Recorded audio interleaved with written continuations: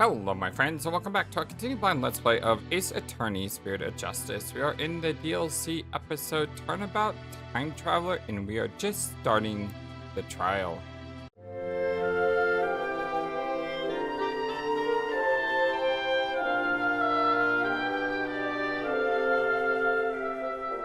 I hope you're all having a wonderful, fantastic, amazing day. You know what I just realized about this case? We're probably not going to have a Divination Séance. Which seems odd after it not being a part of our trials, you know? I mean, this case here seems like a throwback to the original Ace Attorney trilogy, where you had Phoenix Wright versus Edgeworth, and you have a trial that's just straight up. And by straight up, I mean full of shenanigans, most likely. I just want to know if we're going to be questioning that pterodactyl at some point. It feels as though I'm at a grand union. Makes me want to go out for dinner and a drink and reminisce with all of you. Oh, that sounds like a great idea. I was dying for a real burger the whole time I was away. We could make it a welcome back party for Maya. How about it, Edgeworth? I have no intention of cavorting with my enemies. Really? Now then, Your Honor, let us start this trial at once. Oh, still not one for lighthearted banter, are you, Mr. Edgeworth? Jokes and good humor are beyond worthless in the court of law. Guess we'll just have to have the party without him then.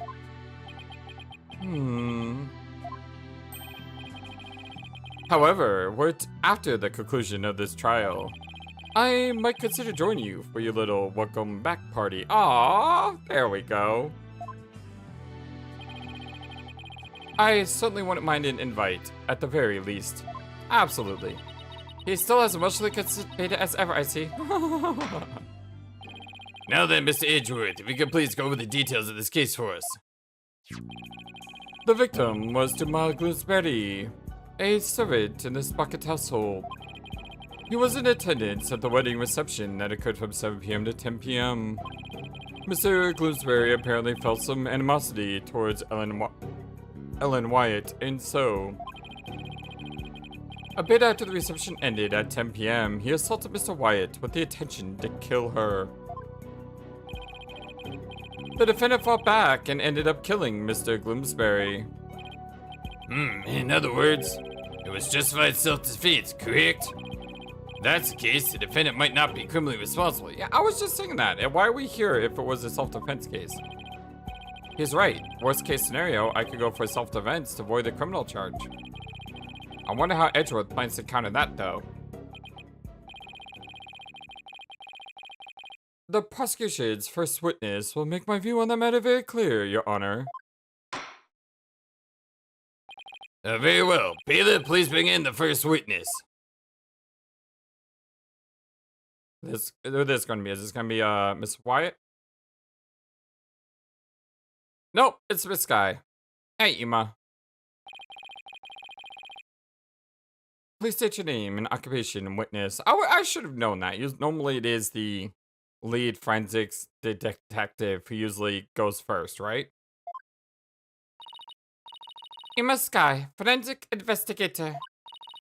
And I'd just like to say, sir, that being in the same courtroom as you is a great honor. Oh, that's right. You're a fan of Edgeworth's, aren't you, Emma? We're good friends in all, Mr. Wright.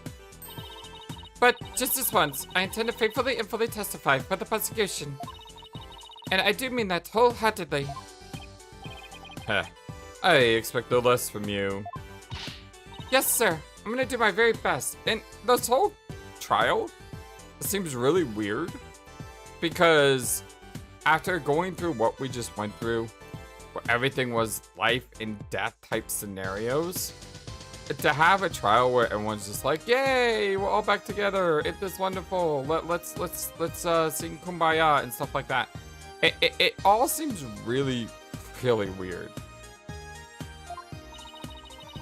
Looks like you lost the popularity contest to Mr. Edgeworth, Nick. Meh. I really could care less. Besides, she'll see who's the better lawyer once I win the trial. Yeah, maybe then you'll, actually really care less. Now, Detective Sky, if you please.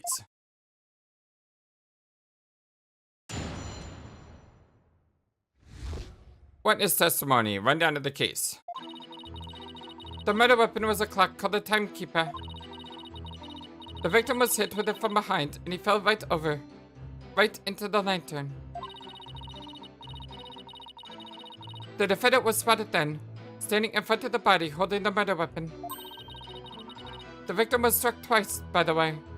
So if it was self-defense, she would have only attacked once. But because he was hit twice, that means the person who hit him did it with murderous intent. I think that's where we're going with this.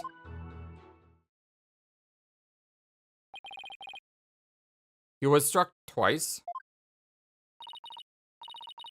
That's right, there's no mistake about it.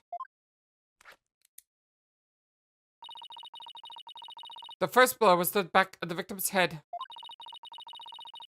It was hard enough to knock him unconscious. Yet despite the fact that he had been immobilized by the first blow, the defendant delivered a second fatal blow to the side of the victim's head. Which means, what exactly?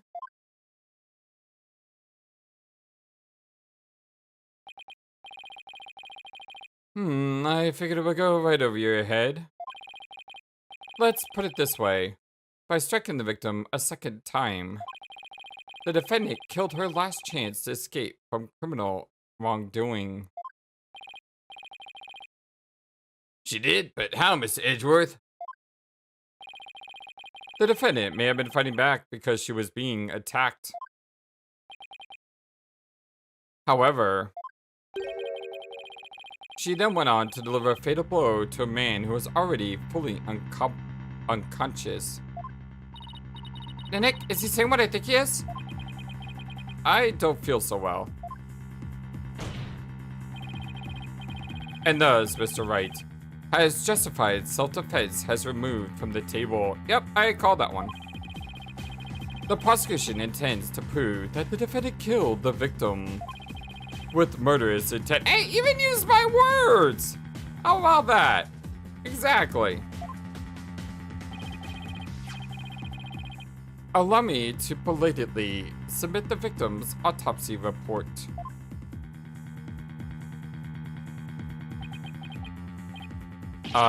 Arg! So that's why I was acting all smug. With more smug than usual, and he stole my line! It's fine, right? It's not like we're going to plead self-defense anyway, right? Right now. Right. But now, the judge has a negative impression of Ellen.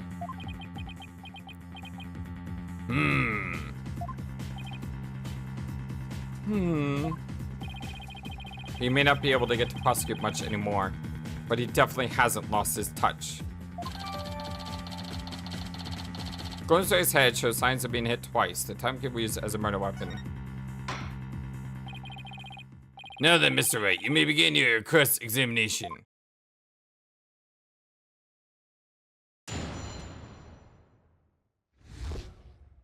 Rundown of the case. The murder weapon was a clock called the Timekeeper. Hold it! Are you completely sure the murder weapon was the Timekeeper? Yes, completely. The shape of the injury on the victim's head matches that of the Timekeeper. And it's definitely heavy enough to kill someone with. But would the defendant have been able to pick up and swing something so heavy?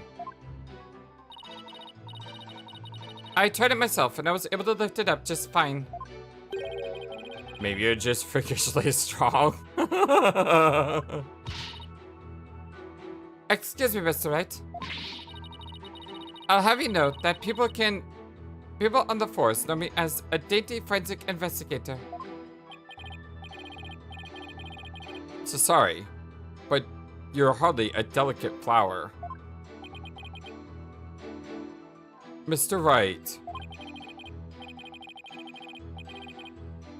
This is a court of law. Save your antics for after the trial, if you know how. Yes, sir. It won't happen again, sir. Moving on. The victim was hit with it from behind, and he fell over right into the lantern. So I think that has to be our cue. By the way, if he's hit from behind, it's less like it was self-defense, right? Hold it!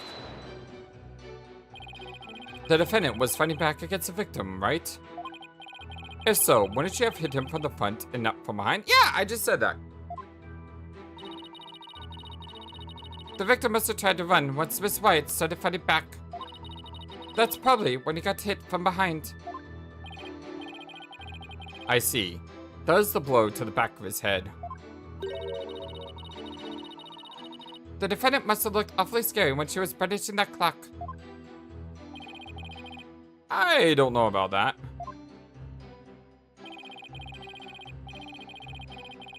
Regardless of how scary Ellen looked, the victim was definitely hit from behind. May I go on? Yes, of course. Please do. The defendant was spotted then, standing in front of the body, holding the murder weapon. Hold it! But that's only because she was so panicked when she found the body. Then she tried to use the timekeeper to go back in time. Objection! Mr. Wright. Do you have any idea how absurd you sound? But Miss White really believes she could travel through time with that clock. You really should have come up with a more credible story, you know. Yeah, I agree. Me three, but it's all I've got to go on. Anyway, under the circumstances, the only conclusion we could draw is that the defendant killed the victim. The victim was struck twice, by the way. Hold it! Miss Wyatt must have had a chance to escape after she struck the victim this first time. So why would she stick around and hit him with such a heavy object again? Well, about that, allow me to explain. Why did she strike him again indeed? To finish out the victim, of course. This very act clearly shows that she had every intention of killing Mr. Gloomsbury. Ark. But Miss White would never do such a thing like that. Then let's see some evidence that disproves my theory. Ark. Are you just going to stand there and take that from him, Nick? I can't refute his claim head on, so I had to approach it from a different angle. Well,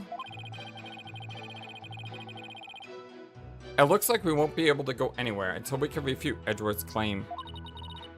This is so exciting, we haven't taken on Mr. Edward in ages. Yeah. Okay, Nick, now go get him. No need to rush me, Maya.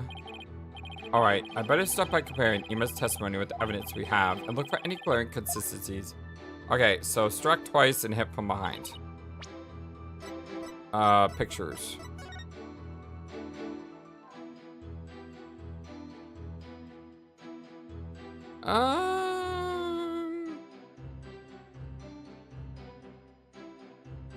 I'm starting to think the murder weapon. You remember what I said the other day about the flowers? I'm starting to think the murder weapon was like a vase that was holding those flowers or something, and not the time turner. Time turner, the timekeeper.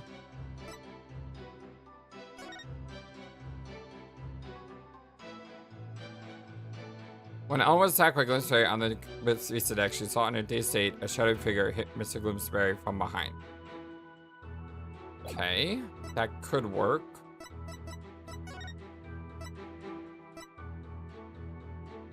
Love was always in the air on the flying chapel, the only wedding venue to make clear dreams take flight. After the ceremony on the Vista dock, Spark Aviation Majestic Pegamoo mascots will light up the happy couple from both sides of the Sweetheart Table. The clock with the secret mechanism. There's no blood on it though. The Pegamoo lantern. Grab Ellen when convenient, then send her off from the Vista deck.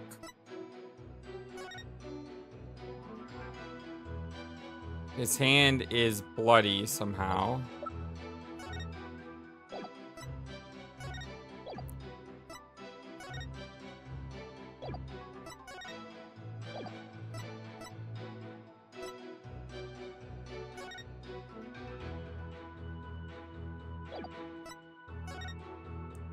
Two will have a chain from a strong blow to the head. One contusion was found on the back of the head and one on the side.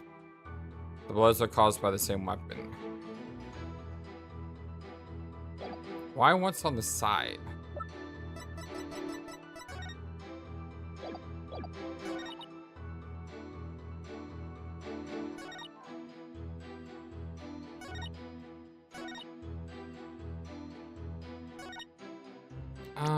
Let's drop a save here.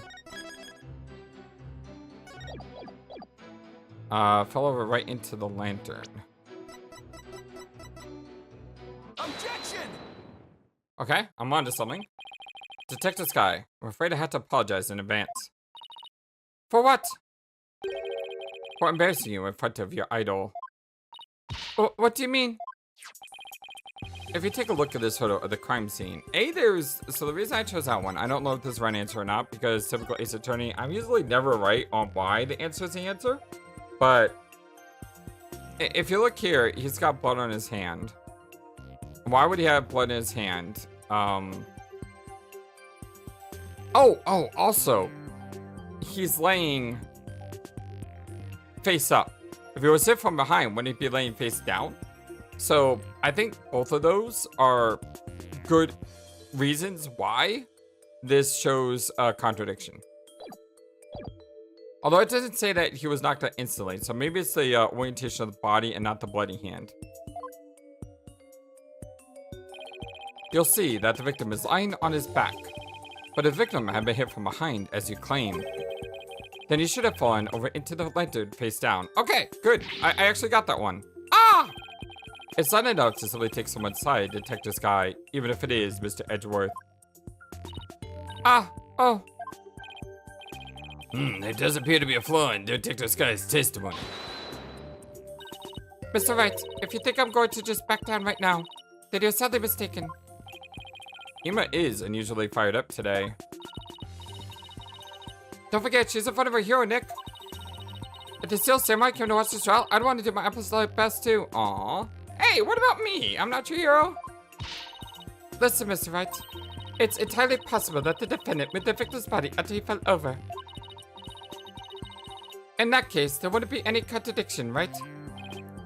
Indeed. That was an excellent counter-argument, Detective. You can count on me, sir. So what do you have to say to that, Mr. Wright? Is it possible that the victim's body was moved after he fell into the lantern?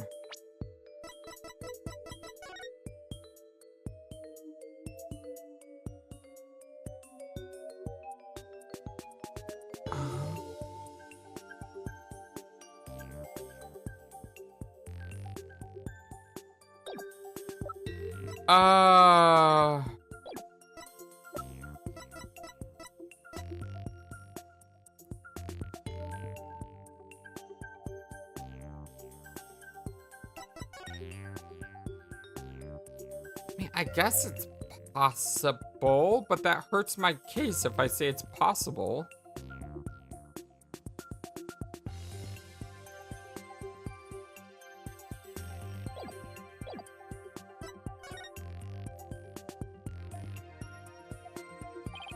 Sorry, Detective, but there's no way the victim's body was moved after his death.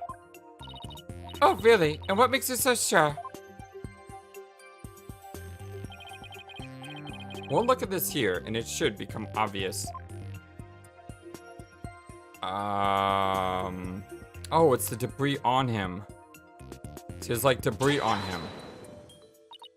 That those broken bits of the lantern? Yes, okay. I am doing well so far. Yes, the body had been moved after the fact. These fragments would have fallen off of it. As you can clearly see, the line perfectly undisturbed on top of the body. This means that the victim must have been lying face up from before the lantern even broke. You're right. But wait a minute, if that's true, then when was the victim killed? I mean, the lantern was still whole during the reception, right? Right. Which means we just overturned a major assumption about this case. If the victim was already dead before the lantern was even broken, then the body must have been inside the lantern since before the reception started. In other words, the defense asserts that the victim was killed before the wedding reception. What? Yep, shenanigans.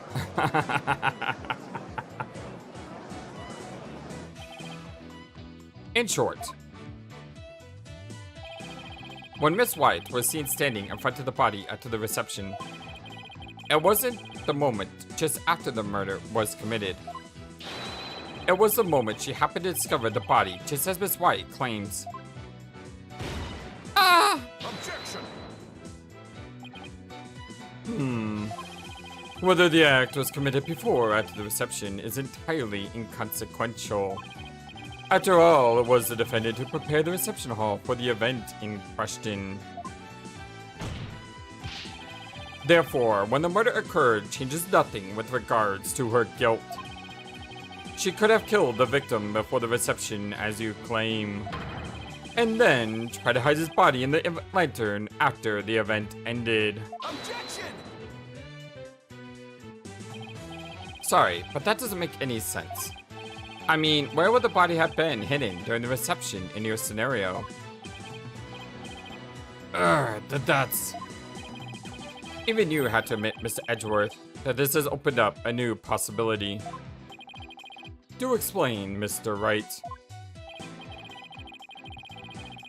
Well, if Miss Wyatt didn't commit the crime in the reception hall, then that means someone, somewhere, put the victim's body into the lantern. I suppose that does make sense. Dead body couldn't have put itself in there. Exactly, Your Honor. In other words, if the murder actually occurred before the reception, it opens up the possibility that he was killed somewhere else.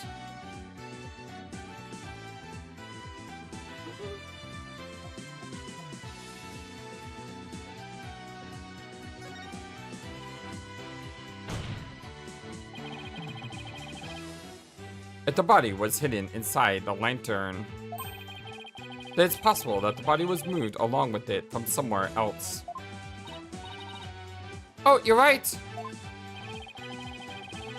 You can run that mouth of yours all you want. But do you have any evidence to support what's coming out of it, Mr. Wright? Or do you have any evidence that shows I'm wrong? Can we, like, turn this on the head for once? Of course I do. I think the answer lies in that piece of evidence and in something that was left at the crime scene that will point us to where the victim was really killed. Very well, Mr. Wright. In that case, what proves that the lantern and the body were moved from somewhere else?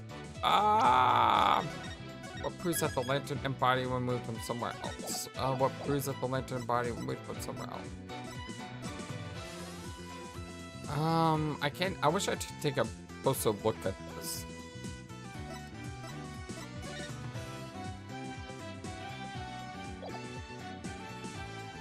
That doesn't talk about the lantern or the body.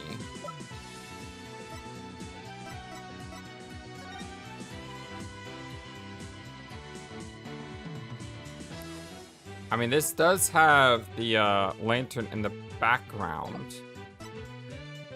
but it was something that was left behind.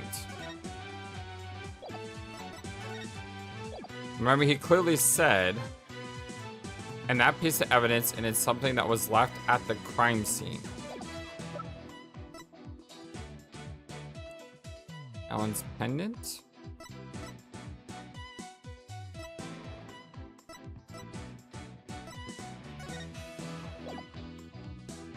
A note found near the body.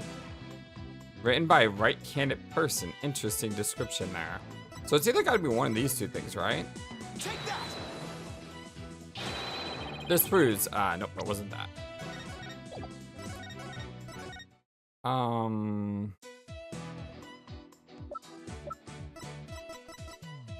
Take that. Wasn't that either. So is it her pendant? Take that.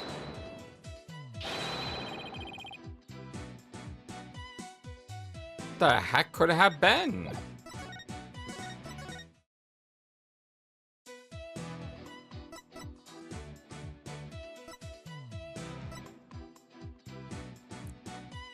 On the Vista deck? Take that. I'm afraid I can't say that I follow. A piece of evidence will help you make your point, Nick. Well, when he gives me a clue here. Another piece of pointless piece of evidence of a citizen's attorney. Fine, so his evidence wasn't convincing enough. There must be something else easier that would be easier for the judge to understand. Doesn't help at all.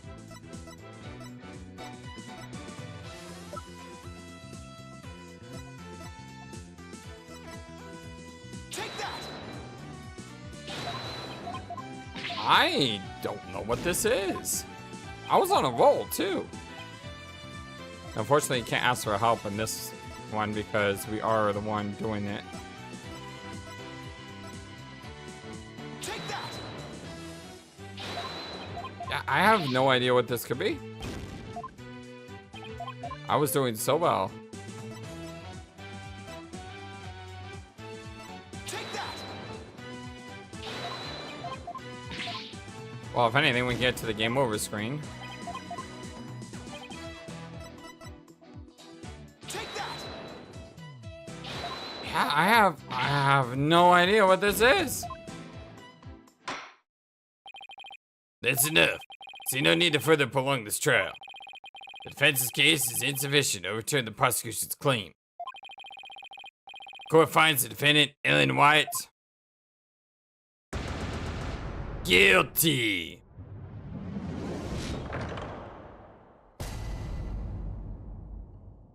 Alright, I'm gonna go mash a bunch of evidence together and I'll be back when something hits.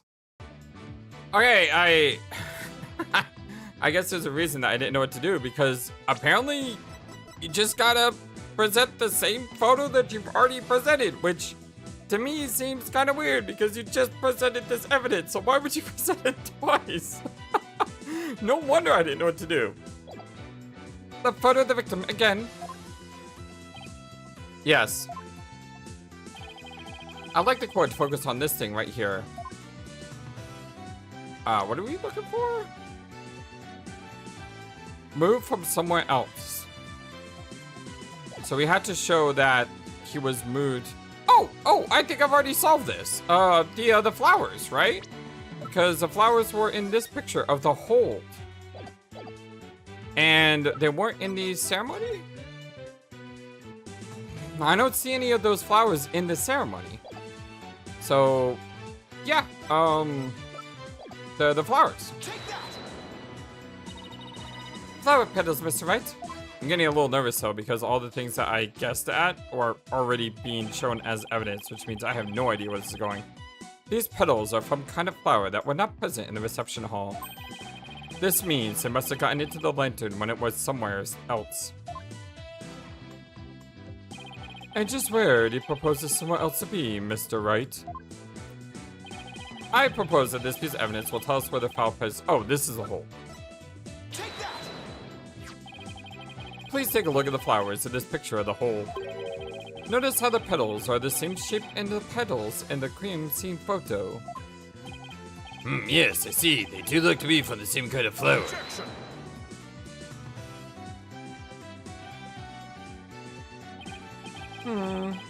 Is that really all you've got? A flower's a flower. They're all the same.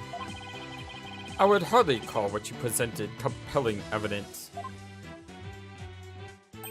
I'm afraid I couldn't disagree with you more, Mr. Edgeworth. Aha. I gave a flower this type to my lovely wife once when we were young. So I can assure you that this is a very meaningful and compelling evidence indeed. Alright, I'll take it. The soundness of my judgment matter is backed by nothing else more than pure love. But your honor. Let it go, Mr. Edgeworth. It's clear you don't care much about flowers. It's not like you have anyone you actually give any to after all. Oh, that's cold. But maybe you should study up on them, just in case the opportunity presents itself. Urgh. This from the man who only knows the names of 3 types of flowers. But that's hardly relevant to the case at hand. The defense asserts that it's highly probable that the victim was killed in the hold. If the body was then placed in the lantern and moved to the reception hall for some reason.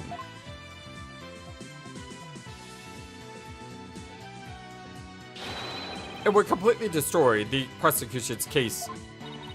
Then you mean the body was? Yes, the victim's body was inside the lantern during the entire beautiful wedding reception, while the defendant and the betrothed were celebrating their love. What?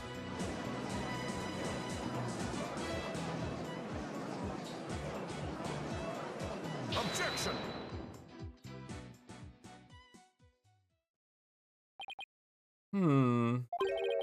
Your smooth talk might work on his honor, but it won't work on me. What are you talking about now?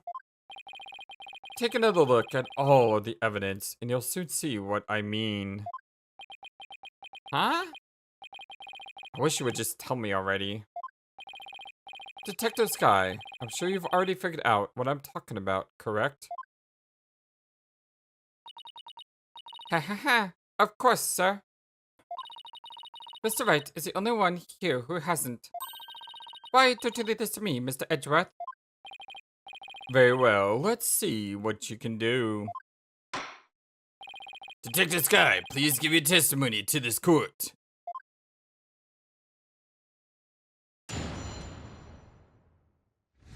Witness testimony, the prosecution's rebuttal. The victim could not have been killed before the reception. The autopsy report states that the estimated time of death was after the reception. Yeah, we all know how reliable autopsy reports are, right? Right? And that estimated time of death is correct. There's no way it could be wrong. Yeah. It's clear that Mr. Gloomsbury was killed after the reception. And it completely contradicts your claim. I guess so. Tell me, you took at least a cursory glance at the autopsy report, Mr. Wright? It appears you're going rusty since our last outing. Might I suggest you go back and brush up on the basics? Sure. Though I must say, you're as cocky as ever, Mr. Edgeworth. I beg your pardon? What are you trying to say, Mr. Wright? I'm just saying that I'll go back to basics if that's what Mr. Edgeworth wants. I'll prove how badly he's underestimating me with the good old-fashioned cross-examination. Oh, the dots. Very well, let's see you put your money where your mouth is, Mr. Wright.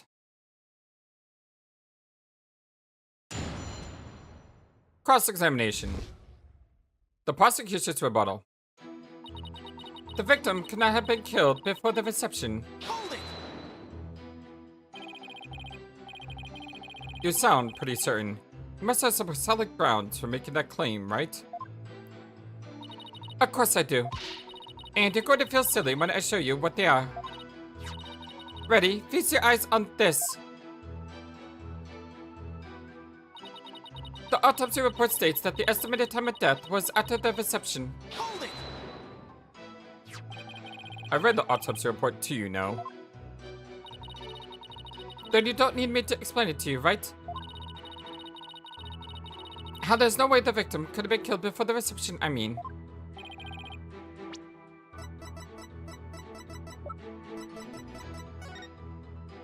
Two blow hemorrhage from a strong blow to the head, one contusion was found on the back of the head, and one on the side. The blows are caused by the same weapon. That's a long time span though. 3 hours?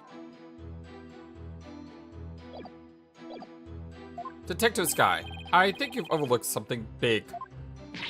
I have? Why don't you take another look at the evidence? But I've already looked at all the evidence. And quite carefully too, I'll have you know.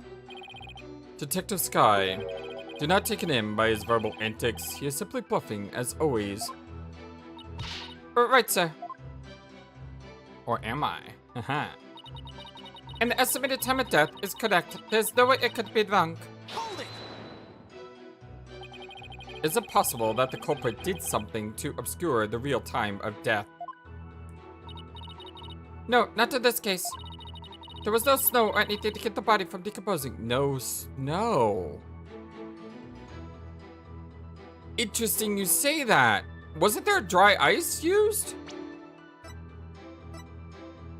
For the fog machine, right? A device that utilizes dry ice to emit a thick amount of fog-like vapor. Could you use dry ice to prevent the body from decomposing? And there'd be no evidence of it because dry ice evaporates, right? And there's no fridge on the airship that big enough to fit the body into. So you've already checked into that, I see. It all comes down to estimated time of death, doesn't it? Couldn't the killer mess with the victim's time of death by keeping the body on ice? Yes, yes, exactly. Yeah, they had the means to. The prosecution is treating the estimated time of death as an absolute. But is it really? I take it you don't think it is, huh, Nick? In that case, we're gonna have to find a way to convince them otherwise. Yeah, there's gotta be a way somehow. So, do I attack this statement? Or this statement? This is a statement where she mentioned snow. So I'm thinking we attack this one, and we attack it with the, with this, because this is the only thing that mentions dry ice, right?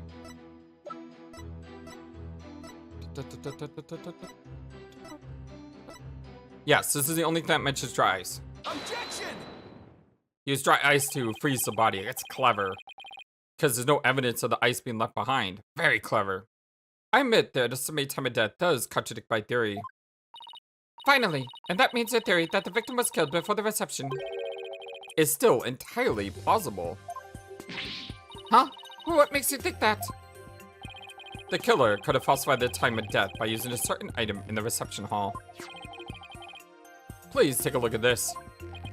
And what is that contraption, Mr. Wright? Is that one of those newfangled phones? No, Your Honor, it's a fog machine. It was used to create a special romantic atmosphere in the hall. And this machine could have been used to falsify the time of death? Wasn't it broken? Like, I thought it was broken or something. Maybe it wasn't broken. Maybe the ice was taken out to be used for the body. I don't remember. I could have swore that was the thing. Yes, Your Honor, because this machine uses dry ice to perform its magic. Dry ice? Ah, yes, super cold stuff commonly used to make theatrical fog, right? It's actually super. It can burn your hands if you touch it. You always have to handle dry ice with gloves. Otherwise, it'll mess you up. I used to work at a grocery store, so handling. I know how to handle dry ice, and I know the dangers of dry ice. So I see. So you claim this dry ice is used to keep the body cool. I wonder if they're gonna use that in this case at all. Gloves or something. Oh, in that case, I guess the victim could have been killed before the reception. Sorry, Emma.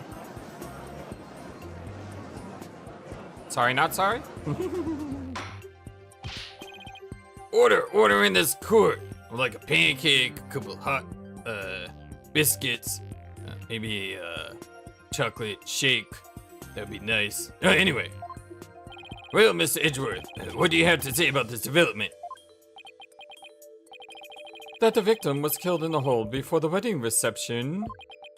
The prosecution acknowledges the possibility of this claim. Now we're getting somewhere. The prosecution would also like to thank you, Mr. Wright. For what? I don't like where this is going. I didn't know a certain piece of evidence fit into this case. But now, thanks to you, I do. What piece of evidence? To get into the hold, one needs a keycard like this one. Oh, this looks exactly like 3-5. Hold entry record, entry number 34, Dumas, Gloomsbury, Pierce, Nickety, and Alan White. Someone could have taken her card though. I mean, wasn't her card found at her home because Larry brought it by? What if someone gave it to Larry to bring by the house? Is that possible? And here we have a record of those added to the hold with such key cards. The times aren't specified, but those are the last 3 entries on the day of the murder. Exactly like 3-5. And as you can see, the last person to enter the hold on that day was the defendant. What? So the one who moved the body out of the hold must have been. That's right, it was none other than the defendant. Hold entry record added to the court record. Couldn't, Nickety have been hiding in there though? Maybe? A record of the key cards used to access the airship hold. Hey Nick, take a look at this entry record. There are a couple other names on here besides Ellen's. Hey, you're right. According to the entry record, Mr. Edgeworth Pierce Nickety had also gone into the hold. By the way, who was it? Want to make sure I give proper credit where it belongs. Where is it? Someone corrected the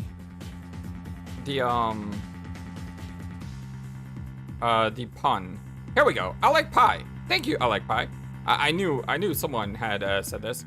I like pie mentioned that Ellen White is all in white. She's all in white. Ellen White. That's kind of clever. And Pierce Nickety is Persnickety. I think I may have mentioned that earlier in the video. I don't remember. But I want to make sure I give credit where credit is due now. So thank you, I like pie. And I had to look up Persnickety because I actually don't know what this means. Placing too much emphasis on trivial or minor details. In other words, fussy. I mean, the definition of trivial, though, could be debated over whether or not they're trivial or not. But he's a very fussy guy, apparently. So, thank you, Pi, for pointing out the puns. And y'all are great with that. Sometimes you're like, hey, Flightless, how did you not recognize this pun? I'm like, I didn't realize it. I think it was Entro pointing out the pun of, what's his name? That guy, Inga. Yeah, Inga's name in the last case. And he basically said, like, the name means something of, this is way too long of a name or something. And it was hilarious. It made me laugh a lot. So thank you so much for pointing out the puns. I love puns and I think they're great. Anyway, let me repeat this. According to the entry record, Mr. Edgeworth, Pierce Nickety had also gone into the hole. Isn't it possible that he could have been the culprit? Objection! Sorry, but Mr. Nickety was escorting a few of the guests at the time. I'm sure they would be happy to testify to that fact if you like. Think me cocky all you like, Mr. Wright, but my confidence is rarely misplaced. Arrgh. Now then, it's probably safe to assume that after the killing of the victim in the hold, the defendant moved his body to the hall in order to dispose of it discreetly. What do you mean by discreetly? The defendant volunteered to take care of the receptionist cleanup personally. That means she would have had the chance to dispose of anything in any way she wanted, including taking the lantern off the airship without raising any suspicion. Don't tell me you didn't know about Miss Wyatt volunteering for cleanup duty, Mr. Wright. thought that was something she said. I could have sworn it was something she said. For my last task, as servant of this bucket household, I offer to take on the preparation and cleanup of the reception banquet. I see. Yeah, she did mention that. Ah! Look at you, sweating buckets like a rookie. Even after all these years, nonetheless. Thank you for proving that the only person who killed the victim in the hold is... Island Wyatt. Ah! Great job, Phoenix. Now we're back to square one.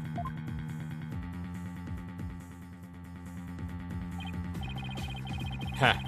Perhaps you should ask Miss Sykes for some help in reviewing Defense for Dummies. Way to go, sir. You got to Mr. Wright in a cold sweat. Hey! Knows you're here and all, but come on. I wonder if the promise to seeing that miserable look on his face is what brought me back to the court today. It certainly made all my stress and woes as chief prosecutor just melt away.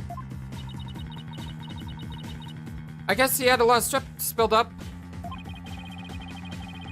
I'll give him some of this stress over before we're through today. Your Honor, the prosecution asks that you render your verdict at this time. And you kind of jumping the gun there. And by just a lot, I mean just a lot jumping the gun. Before that man over there tries to throw the court into chaos with his meaningless bluffs and his persistence on interviewing animals. I really don't want to deal with that today. Oh, that would be fun, Edgeworth. Let's get the pterodactyl on the court scene. I think that would be great. I see, Mr. Wright. Are there any last meaningful bluffs you'd like to present to this court? I will say, despite Larry being involved in this case has made me laugh quite a few times already. Why does he have to assume it'll be a bluff?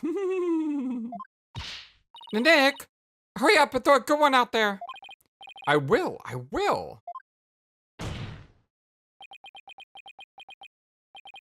Well, all right then. Let's see. I've got it.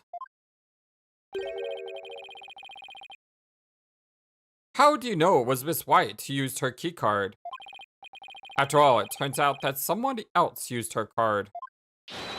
It would mean that Miss White didn't do it. Interesting. Are you able to prove this bluff to be true? I assure you, I'm not bluffing, Your Honor.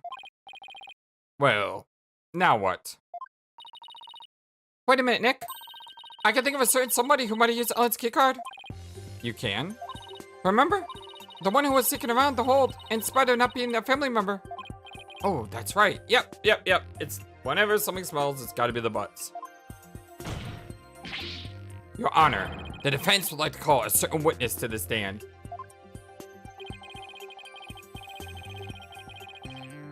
I need the testimony of this person who may have entered the hold with Miss Wyatt's card. Take that! That's your...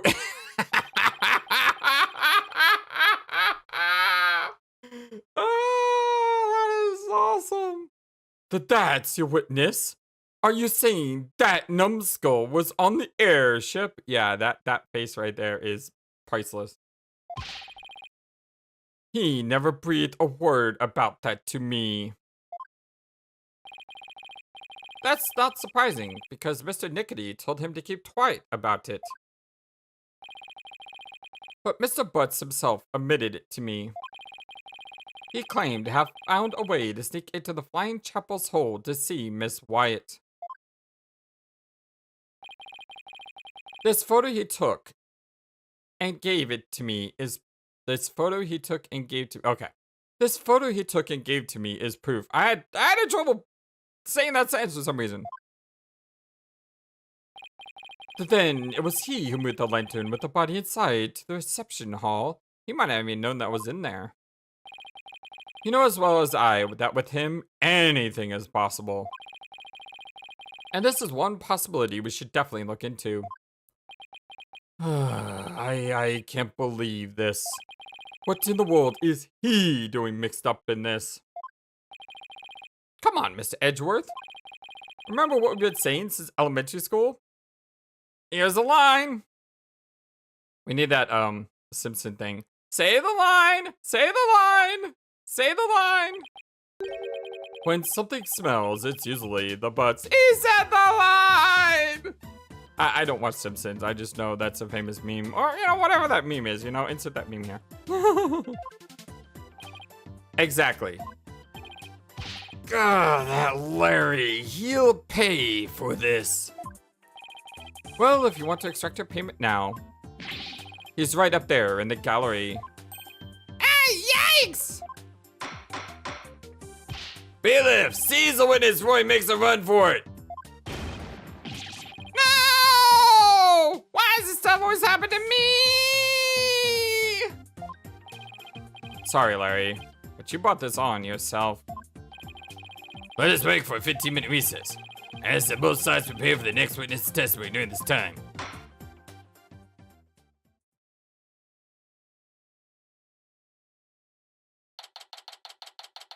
September 22nd. District Court. Defendant Lobby number 3. Wow, it's been a while since I've had this much fun and excitement. A face-off against Mr. Edgeworth, a hard tightrope block for the defense. Ooh, I'm exhausted already. Boss! Hey, it's Athena. I'm here for murder support. Athena, are you all done practicing for Trucy's magic show? Well, to be perfectly honest, I sort of ran away before it got killed. But that's because she was putting my life in danger, I tell you. Yep, I saw that coming. I see. I think I'll need to have a one-on-one with her. You're really athletic and fit, Athena, so Trucy probably thinks you can run you ragged. That may be true. She may be athletic and fit, but for a magician's apprentice or someone who does, like, you know, a lot of the magic tricks, don't you need to be, like, really small, too? Small and compactable? Because, like, a lot of magician tricks I see, like, where they use a, you know, use a girl to do something, they're contorted in such a way inside a box or something, it looks like there's no way the person could actually still be in the box, but yet, but because of their athleticism, they're able to give off the illusion that they've been sawed in half, for example. That may be true. Which is why not even Trucy can keep up with me when I'm at full speed.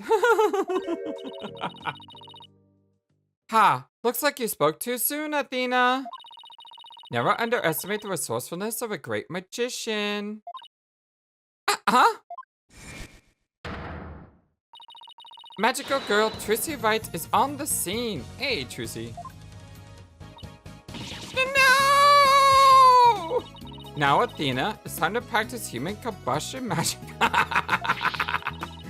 Go on, douse yourself in this gasoline. Oh my god, she is really trying to kill her. But don't worry, it's a magic trick after all, so it's perfectly safe. Run away! Hey, you're not getting off that easily. Oh dear. Ha ha ha, they get to look so well, don't they? It reminds me of the good old days. You, me, and Pearly. Oh, and Detective Gumshoe. Hey, it's a Gumshoe reference! How about that? Can we send out a search for Gumshoe? Because I really am worried about him. Like, he needs to come back. Can't forget about him? No, you definitely can't forget about him. We had all kind of fun at the crime scenes back then, remember? Leaving me to do all the serious investigating, as I recall. Court will be back soon in the session, Mr. Wright. Right, thank you. So Larry's the next witness, right? I can't wait to see what happens. Sadly, I can already imagine it.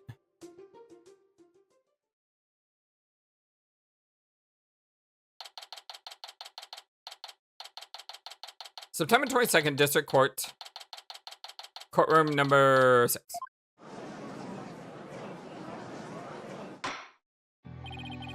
Court will now reconvene. Nick! Edgy! The two of you are gonna hang me out to dry, aren't you? No, not the both of us. Just Mr. Wright. Nick, how could you? I don't really think he did it, of course, but I gotta use whatever leads I can. Mr. Butz, there's a possibility you moved the lantern that had the dead body in it. So if you want to clear yourself of any suspicion, all you have to do is testify.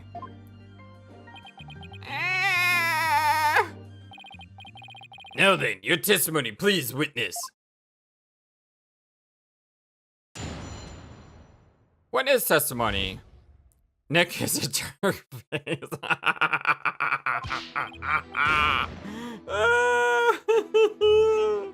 Nick, you big fat stinking jerk! I can doubt your best bud. I mean, we've known each other since elementary school. Well, get this, pal. Friendship's over. Don't you dare use a pal word on me.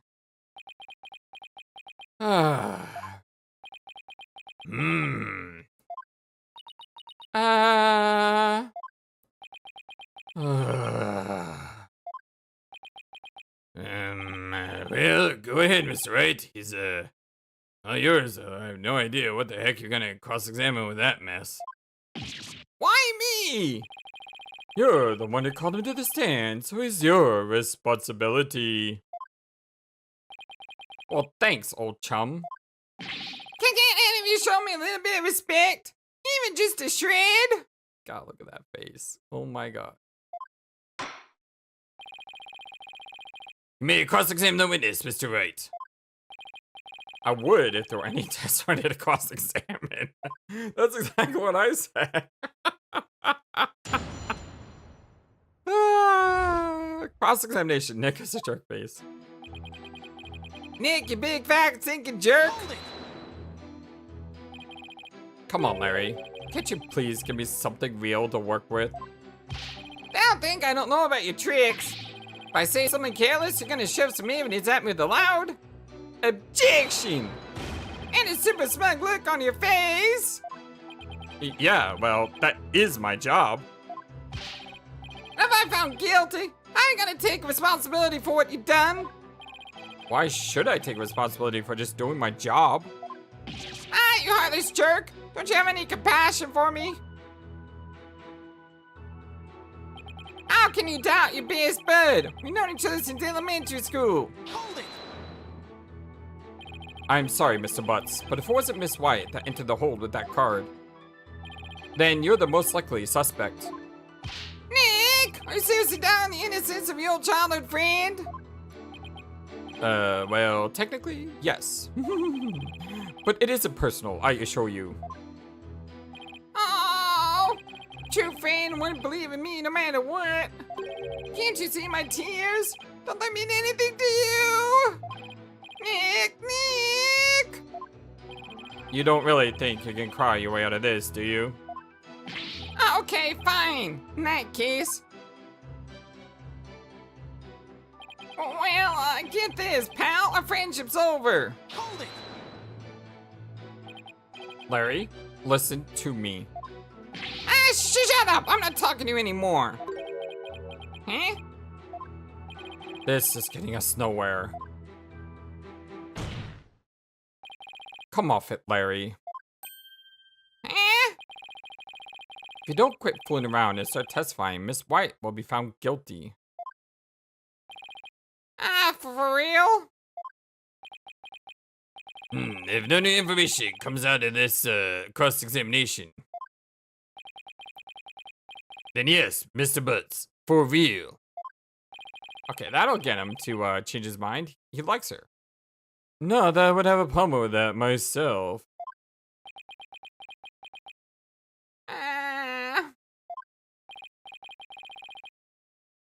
Larry, just tell us the truth already. Did you or didn't you go into the hold and move a lantern up to the reception hall? I never moved any bowl lantern, I tell ya! Bowl lantern? What? Did I say something weird? You told me you didn't attend the wedding reception. How do you know it was a bowl lantern? Can't believe they told me no one family and relatives could attend. They won't even let me into the reception hall.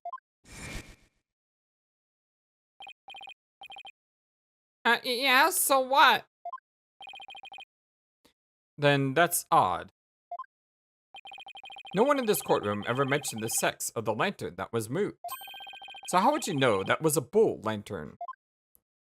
You didn't have to actually go to the reception to know that. Anyone could tell there were 2 pig bulls by looking at the Flying Chapel's pamphlet. All I can tell you right now is that there's a strong possibility, scent of a bull in the air in here. Please add that last statement to your testimony, Mr. Butz. Anyone could tell there were 2 pagan bulls by looking at the Flying Chapel's pamphlet. Hold it! Seriously, Larry. If you're hiding something, you better fess up now. I'm telling you, I don't know nothing. Why do you have to doubt me so much? Why? Because you're you, that's why.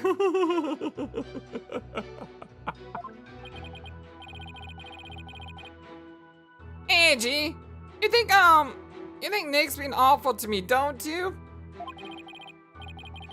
So you tell Nick what a big meanie he is. I would, but if I thought he was being one.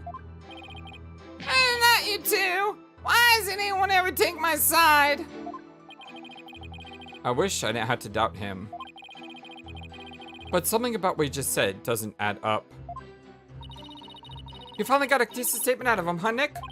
Yeah, finally. Sure took a lot of work, though. I hope all of this leads somewhere. Okay, so... this is obviously something we had to capitalize on. What does the pamphlet say? Love is always in the air. Pegamoo mascots will have the couple from both sides of the sweetheart table. Majestic Pegamoo mascots. Pega cow, Pega bull. The lantern says there's a Pega cow and a Pega bull on page 2. And here he says there were 2 Pega bulls by looking at the Flying Chapel's pamphlet. No, it was a Pega cow and a Pega bull. Objection! It's nice when you know why you're objecting to something. I want you to take a look at this, Mr. Butz. Because, unfortunately for you, the pamphlet clearly shows a Pega cow and a Pega bull in their example diagram of the reception hall. Huh? But on that day, instead of putting a Pega cow and a Pega bull into the bride and groom, or out of the bride and groom, there were 2 male Pega bulls on display. Yet somehow you knew there were 2 Pega bulls in the reception hall that day. There's only one way you know something like that, Larry. It was you who moved the Pega bull to the reception hall, wasn't it? No! Larry, you didn't! Mr. Butz, did you move the lantern containing the victim's body to a reception hall? That's what it looks like. What?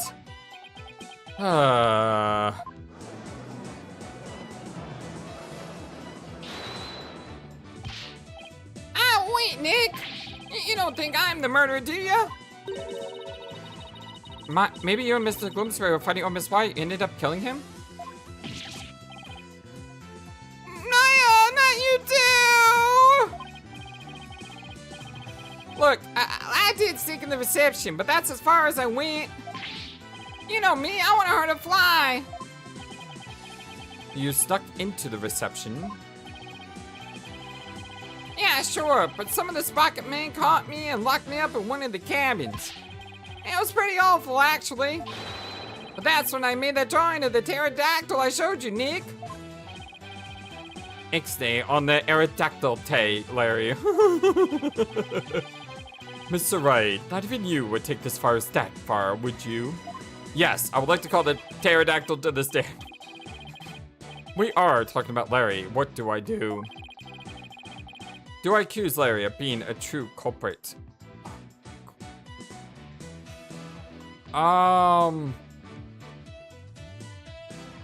No? but that doesn't mean that he doesn't know something.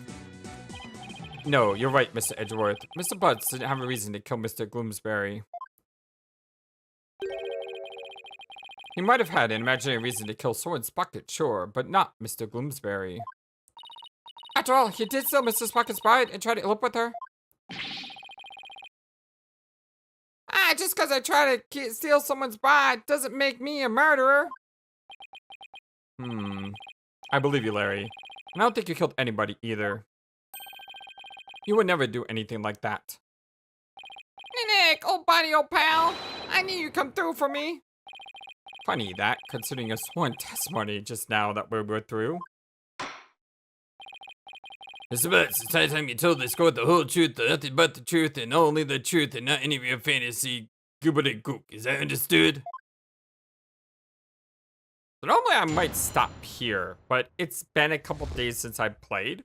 So I hope y'all will allow me to continue on just a little bit further, moving the lantern. Just like Nick said, I'm the one who moved the lantern.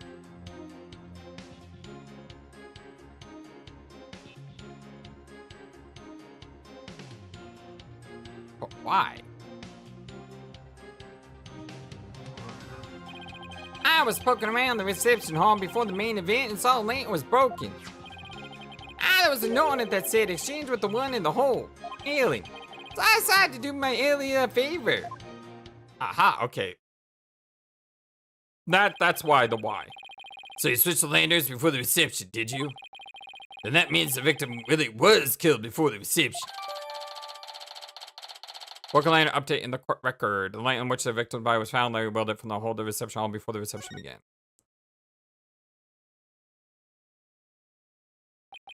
It would appear that Mr. Butz completely fell for the defendant's scheme. A scheme? What scheme? This note from the defendant, exchanged with the one in the hold, Ellen. Uh-oh. Mr. Butz moved the lantern with the body in it to the reception hall because of this note. And thus, he has become a suspect in Mr. Gloomsbury's murder. Gulp! That second lantern did feel pretty heavy. But I never thought there would be a dead body in it. What was a note like that doing on a lantern in the first place? You cut it all wrong, Mr. Edgeworth. I left that note for myself. It was simply a reminder because I can be very forgetful. Objection! What? A sorry excuse, Miss Wyatt. And how did you get on the stand? Anyway, the prosecution contends that this note shows one facet to the defendant's murderous plan. And you, Mr. Butz, you played right into Miss Wyatt's hands. No way, Edgy, I don't believe it. Objection! Do you still really believe Miss Wyatt to be the culprit, Mr. Edgeworth? Of course. My stance on the matter remains unchanged. If you think I'm wrong, then prove it with your cross-examination. Gladly. Very well, Mr. Wright. You may cross-examine the witness.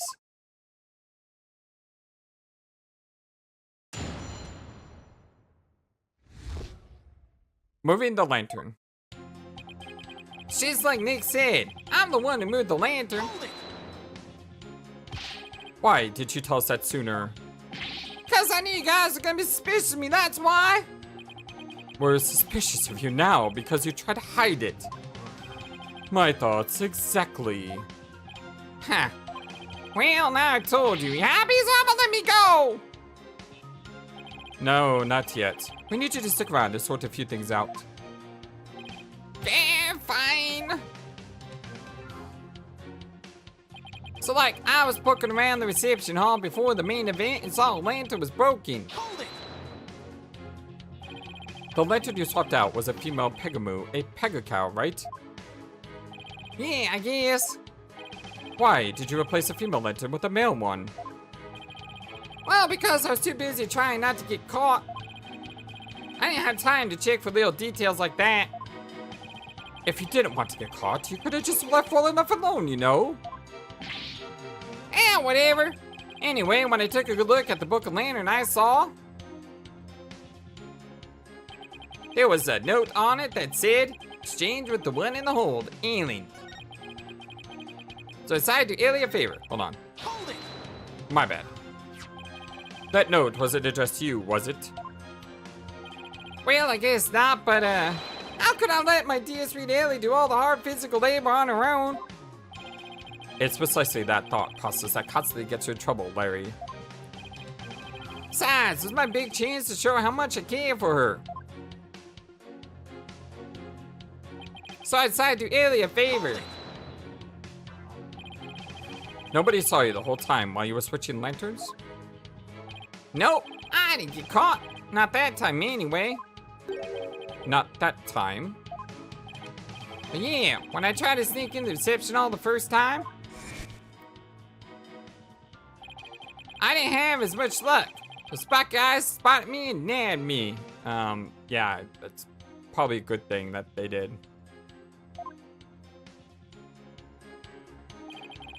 All of my words are failing me right now. Pretty exciting, don't you think? Larry, you need help. And then they locked me up in one of the big cabins. Nick, what are you asking about stuff like this for anyway? Shouldn't you be trying to prove Ellie's innocence? Well, is that statement of his important to the case? Let's say it is. Because I don't know what else to do. Mr. Butz is trying to crush the reception and subsequently getting locked up in a cabin. I believe these might be important facts in your case, Your Honor. Very well, Mr. Butz. Please add that statement to your testimony. I tried to sneak into the reception hall, but I got caught and locked up in the cabin. So, you got locked up. Then what happened? I broke out. Then I started looking for Ellie and wandered into the reception hall again. That's when I saw the broken lantern and replaced it. Even after they caught you and locked you up, you still went looking for Miss Wyatt? But, hold on a minute. What is it, Nick? Maya, does it seem something weird to you? Larry is saying he replaced the lantern after he broke out of the cabin. That's right. Oh, wait, huh? You're right. It doesn't make much sense, does it? That's right. Have you found an inconsistency in the witness statement? Yes, I believe so, Your Honor. Mr. Butz read the lantern after he broke out of the cabin. That contradicts with this. Is it the broken lantern itself?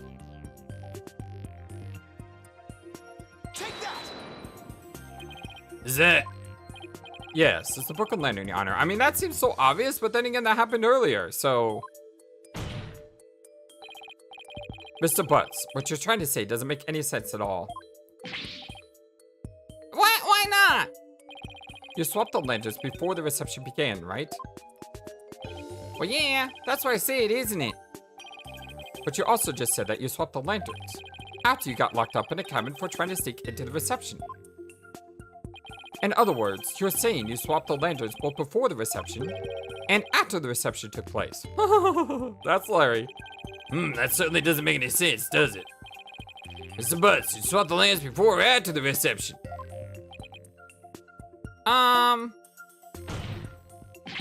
Which was it, before or after? There's a world of difference between the two. Well, Mr. Butz? I guess I can't expect guys like you to understand. In a nutshell, it was both before and after the reception. Oh god, are we gonna go with time travel again? What? I tried to sing in the first reception and got locked up. The first reception? Uh-oh, I don't like where this is going. Then, through the power of Ellie's pendant, time got rewound and went back to the time before the reception. It was after that when I replaced the lantern. So it's both before the reception and after the reception. Oh god.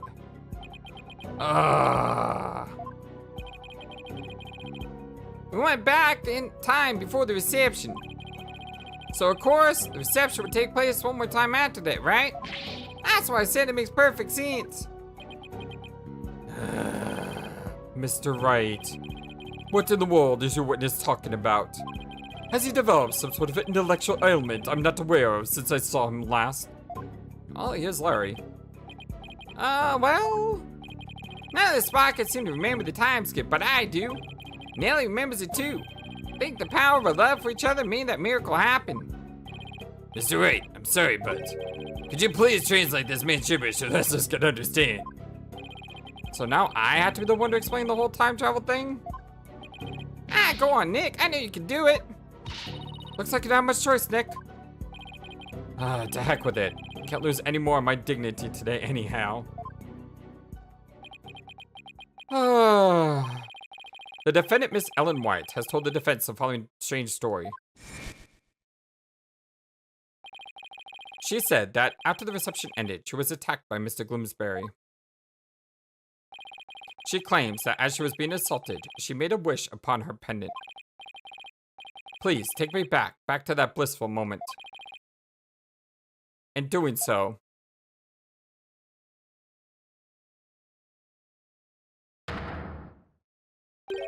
time apparently wound itself to just before the reception began. It what? I know it's hard to believe, but think about it this way. Through the power of the pendant, both Ellen White and Larry Butz experienced time travel. What?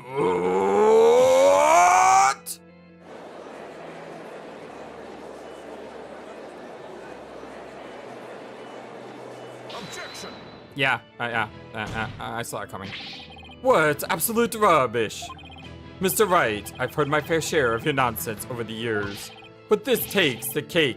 Have you completely lost your mind? Objection! But this is simply the conclusion I came to, using that logic ability you love so much. What? It'd be cool if we play a game of logic chess right now. The truth of the matter is, the future president of Sprocket Aviation, Swords Sprocket, has been researching time machines. So what if a time machine has already been successfully created? And what if that's one of Sprocket Aviation's top secret inventions? A time machine? Yeah, I even saw something while we time traveling. I saw a pterodactyl flying through the sky. Maybe the airship was set to travel through time for the honeymoon trip. Yeah, What? A pterodactyl? Objection! You can't possibly have any evidence to back up your ridiculous time travel story. Well,